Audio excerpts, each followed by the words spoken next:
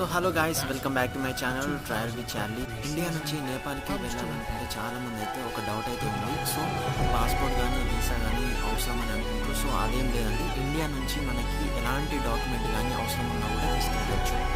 ఉంటే Indian document చూసుకుంటే passport తీసుకెళ్ళొచ్చు, and Aadhaar card, voter ID, driving licence, and India నుంచి మనకి గవర్నమెంట్ ఇచ్చిన ఎలాంటి ఆథరైజేషన్స్ డాక్యుమెంట్ ఏదైనా మనం నేపాల్లో అలో ఉంటుంది, ఏదైనా తీసుకెళ్ళొచ్చు.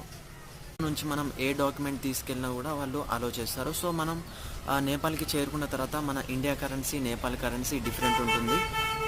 ఇండియన్ కరెన్సీ మనం ఎయిర్పోర్ట్లో దిగిన తర్వాత నేపాల్లో మనం అక్కడ ఎయిర్పోర్ట్లో కూడా మనం మనీ ఎక్స్చేంజ్ చేసుకోవచ్చు. అదే విధంగా మనం బయటకు వెళ్ళిన తర్వాత కూడా చాలా కరెన్సీ ఎక్స్చేంజ్ ఉంటాయి అన్నట్టు షాప్స్, అక్కడ కూడా మనం ఎక్స్చేంజ్ చేసుకోవచ్చు. చూసుకుంటే నేపాల్లో కూడా చాలా బ్యూటిఫుల్ ప్లేసెస్ ఉన్నాయి విజిట్ చేయడానికి. సో మీకు ఈ వీడియో నచ్చినట్టయితే లైక్ చేయండి.